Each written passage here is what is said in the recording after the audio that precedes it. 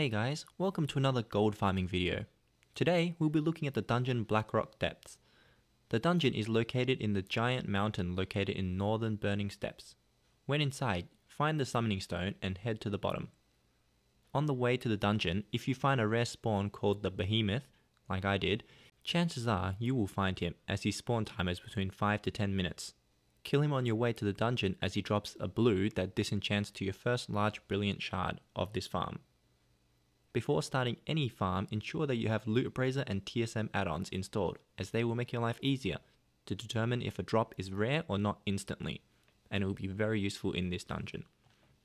The reason we are going to be farming BRD for is to kill bosses and disenchant their loot for their large brilliant shards. They currently go for 200 gold each on my server. You should only do this farm if you have checked the price on your server and it is worth it to farm it. Today I'll be running this twice to show you the two different ways to farm this dungeon. Then I will farm for an hour and share my results. The first route I take to clear this dungeon is to get a decent amount of large brilliant shards while also killing as many mobs as I can on the way. But this run will take a little longer, around 8 minutes per run. The second run, I will take the teleporter to skip past half the dungeon. This will be the maximum amount of shards an hour as it mainly focuses on killing the bosses, and this run only takes around 5.5 minutes per run. The reason I run this on a monk is that the monk has the ox statue, which will be able to pull a good amount of extra mobs for me. He also has the roll, which boosts his run speed, making it a faster run. Because time is money. The faster you run any farm, the more you can do an hour, within the dungeon lockout limit of course. So we have arrived at the teleporter. Usually, guides would tell you to take one path and use a hearthstone and then run back and do the other path and just use unstuck, without resetting. If you use the skill Transcendence on a monk and place it at the teleporter, and do the path that requires you to jump down, you do that one first, and then use the skill Transcendence Transfer and you are able to teleport back up and complete the dungeon, saving a lot of time. Other guides out there used any class, and use a technique where they either hearth outside and run back in, and on the second run, they use the unstuck in the help menu, which kills their character and teleports them to the entrance. While it does work and gets the job done, with a monk you can use Zen Pilgrimage to teleport to the temple and it has a minute cooldown. In that minute, I usually jump on my mount, vend all the trash and then disenchant. I can barely finish it in under a minute, so it is time well spent. After I finish, I reset the dungeon and use Zen Pilgrimage to teleport back to the dungeon entrance. Unlike the other guides, because I did not die, I am able to use Bear Tartar for its full duration and it comes in handy while running this dungeon. The movement speed is amazing as I can drop my ox statue and kill one mob with a melee hit and keep running. The reason I enjoy the first route is because it's not the best to put all your eggs in one basket. When I run this dungeon, I come for the Transmog and the chance for some super rare drops like Chan's imperial robes or other patterns and items, while also farming for a good amount of large brilliant shards. The first run is almost over. It shouldn't take too long to finish the second. I'll speed things up a bit and I'll see you guys in a bit.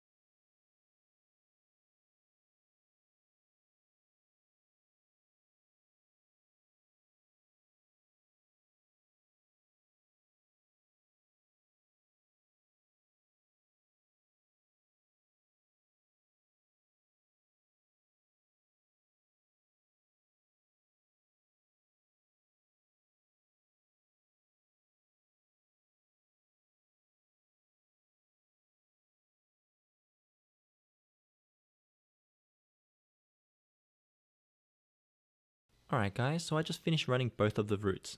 For the second route, I got a total of 10 large brilliant shards for that run, with only a few transmog items. And for the first route, I got a total of 12 large brilliant shards, and some green transmog items that may or may not sell. I can choose to disenchant if I feel it's too low value to sell on the auction house. Well guys, that's it for the two routes. I will be running the first route that takes longer, as I am also farming any rare items that drop. And all done. For the hour, I got a looted item value of 117,000 gold. This is a bit over the top, as I got two doomforged straightedge swords worth 37k each on my server, and the transmog gear that drops gets recorded twice, once for the drop value and once for the disenchant value. Overall, if I remove all the extra stuff, I come to a rough estimate of 25k an hour, plus the 100 large brilliant shards worth 200 gold each on my server. Overall, it is a fun farm and I'll definitely do it again.